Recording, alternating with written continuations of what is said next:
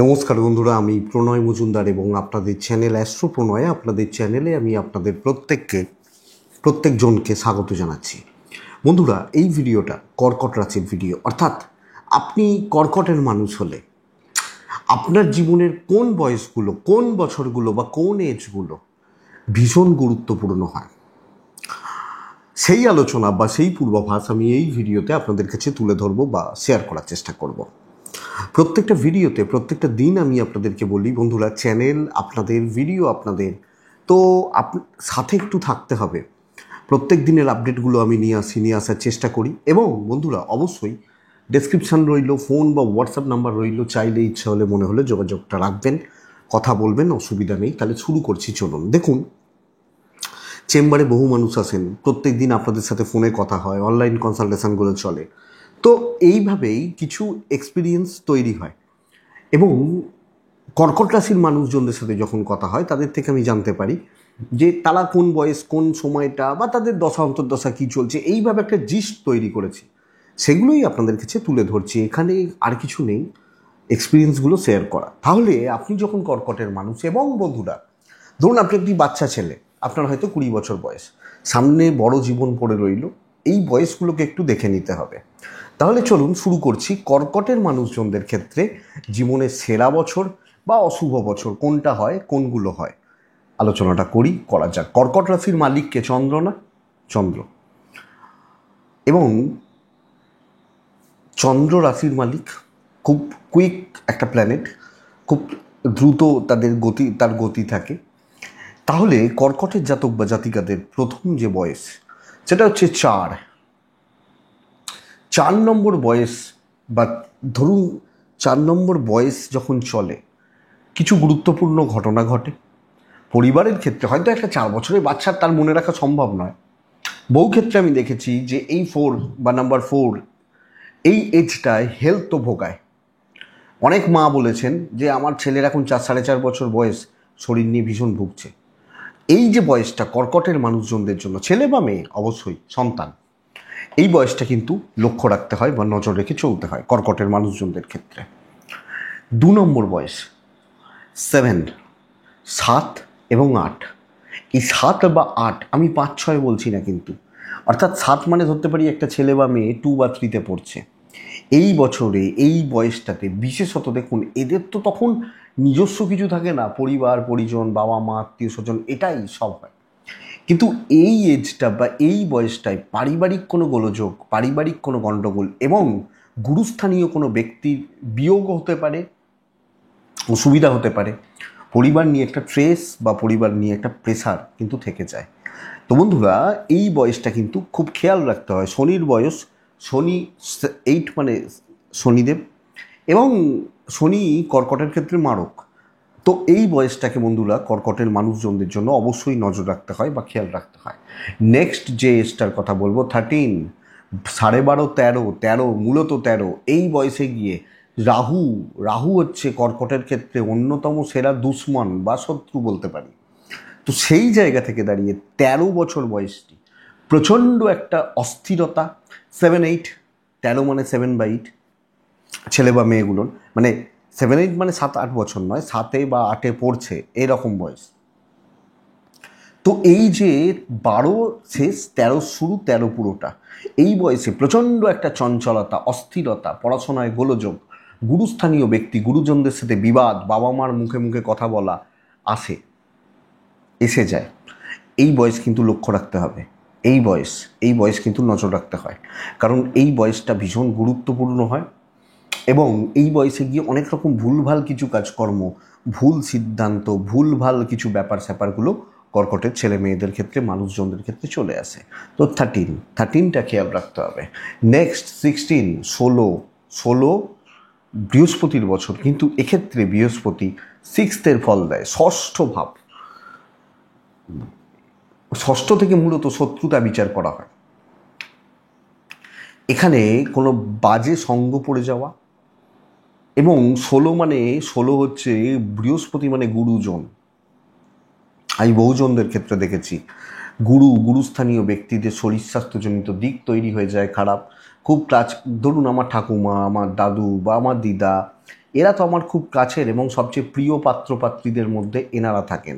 তো এই এজটায়, এই বয়সটা বা এই এই কর্কটের ক্ষেত্রে না, তাদের নিয়ে একটা ভোগান্তি কিন্তু থেকে যায় কোনো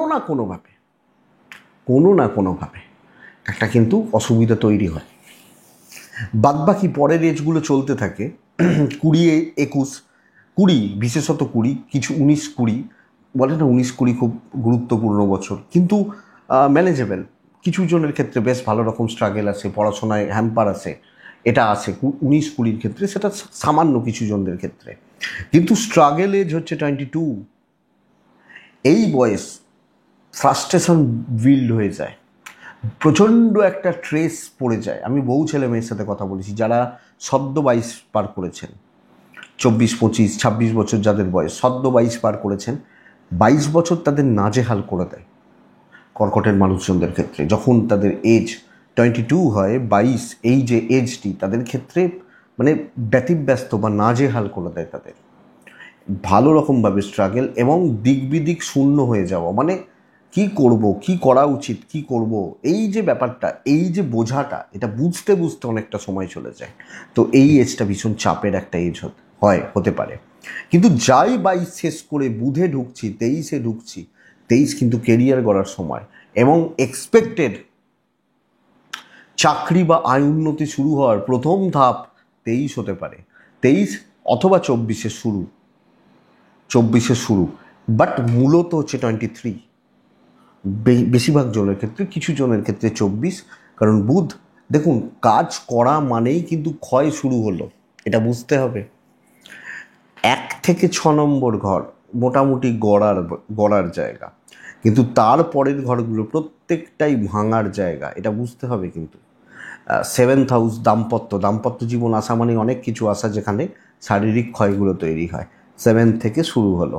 তো এই যে ব্যাপারটা 23 প্রথমত কর্ম ঢোকা বা স্টার্ট আপ শুরু হয়, ইভেন বিজনেসও অনেকের ক্ষেত্রে যারা খুব অল্প বয়স থেকে বিজনেস করেন তাদের এজ কিন্তু এই 23 অথবা 24, বাস এর মধ্যে। 25, 26 স্ট্রাগেল চলতে থাকে 27-এ গিয়ে, এবং 23, 24-এ গিয়ে ওই যে বলছিলাম ভাঙা বিবাহ ব্যাপার, বিবাহের জায়গা, এটাও কিন্তু আসতে পারে। তো এই যে বয়স 23, 24-এ গিয়ে জীবনের একটা ধাপ খুলে যায়, ম্যাচিওর্ড একটা মানুষ তৈরি হওয়ার যে জায়গা, দায়িত্ব নেওয়ার যে জায়গা। একটা মেয়ের যখন বা একটা ছেলের যখন বিয়ে হচ্ছে, তার উপর অনেক দায়িত্ব পড়ে যায়, তাই না? সে কিন্তু আর একটা বাড়ির সন্তান নয়, সে একটা বাড়ির বউ বা একটা বাড়ির এই যে ব্যাপারটা, এটা আবার 27-এ গিয়ে কর্মক্ষেত্রের কোনো গ্রোথ কিন্তু তৈরি করে, একটা প্রমোশন, একটা উন্নতি, চাকরি পরিবর্তন, কিছু ধাপ, নতুন কোনো এডুকেশান, ভালো কোনো এডুকেশান, এটা কিন্তু 27-এ আসে। তো বন্ধুরা 27 কর্কটের মানুষজনদের জন্য ক্রুশিয়াল বছর। এই বয়সে গিয়ে দেখা যায় পরিবারের মধ্যে অনেক রকম চাপ, অনেক রকম পরিবেশ পরিস্থিতি চেঞ্জ হওয়া, গুরুস্থানীয় ব্যক্তিদের হেলথ নিয়ে একটা ভোগান্তি, অর্থাৎ আমার ওপর, আমার ঘাড়ে অনেক অনেক দায়িত্ব বর্তানোর একটা জায়গা। 27, 27 মানে 7 আর 2 9, 9 ইন্ডিকেট করে মঙ্গলের এজ, গুরুত্বপূর্ণ একটা এজ। দেখুন কর্কটের বিয়ের বয়সও কিন্তু আফটার 27, 28, 31, 32, এই যে বয়স, এই বয়সে গিয়ে 27, 28, 31, 32 বিয়ের জন্য ভীষণ গুরুত্বপূর্ণ একটা বয়স। অর্থাৎ বলতে পারি 23, 24, 27, 28, 31, 32 এর মধ্যে বিয়ে রিলেটেড ব্যাপারগুলো কিন্তু কর্কটের ক্ষেত্রে ঘুরতে থাকে। তো বিয়ে যখন ঘুরছে, বিয়ে হয়, সুখের হোক দুঃখের হোক যাই হোক, বিয়ে হয়, এই ব্যাপারটা। তাহলে 31 ইন্ডিকেট করে 3 আর 1 4 রাহুর প্রভাব কর্কটের জাতক বা জাতিকাদের জীবনে বারবার ঘুরে আসে। তাই জন্যই তো কর্কটের টেনশন পেছন ছাড়ে না, লক্ষ্য করে দেখুন, ছাড়ে না। আর 32 মানে হচ্ছে বুধ, মানে বালক মানে সন্তান। তো এই ব্যাপারটা, অথবা কিছু জনের ক্ষেত্রে 36, 6 আর 3 9, 36 সন্তান প্রাপ্তির উপযুক্ত বছর। কিন্তু বন্ধুরা বলে রাখি, এই 31, 32-এর মধ্যে যাবতীয় দায়ভার আপনার ঘাড়ে চেপে যায়। আপনি পুরুষ হন, আপনি নারী হন, সংসারের ধরুন পরবর্তী জেনারেশান বলে না, ধরুন আমার বাবার পরবর্তী জেনারেশান আমার পরবর্তী জেনারেশান আমার ছেলে বা মেয়ে, তার ছেলে বা মেয়ে, এই যে ব্যাপারটা, এই দায়িত্বর জায়গা কিন্তু তৈরি হয়ে যায়। দ্বিতীয় নম্বর, দুটো খুব গুরুত্বপূর্ণ বছর হচ্ছে 35, 37। 35 মানে 8, আর 37 মানে 10। 8 মানে শনি, 10 মানে রবি। এই দুটো বয়সে গিয়ে জীবনের কিছু বড় সিদ্ধান্ত নিতে হয়, বড় কোনো ব্যাপার স্যাপার আসে, বড় কোনো দিক তৈরি হয়। এবং বন্ধুরা, কোনো গুরুস্থানীয় ব্যক্তি তাদের হেলথ, বিয়োগ, পারিবারিক বিরোধ অথবা লিগাল কিছু ইস্যুস তৈরি করে কিন্তু এই দুটো এজে গিয়ে। তো এই এজ দুটোকে, কর্কটকে বেশ ভালো রকমভাবে লক্ষ্য রাখা উচিত। মানে এই সময়টা 35, 36, 37-এর যে সময়টা, পরের সময় আবার স্বাভাবিক, কোয়াইট নর্মাল চলে। 40 কর্কট দুটো জিনিস হয়।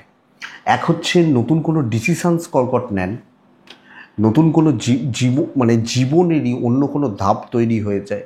কিছু ক্ষেত্রে কিছু ইললিগাল ব্যাপার তৈরি হতে পারে, আসে, কিছু পছন্দ তৈরি হয়, কিছু ভালো বন্ধুত্ব তৈরি হয়, এই ব্যাপারগুলো কিন্তু আসে যায়।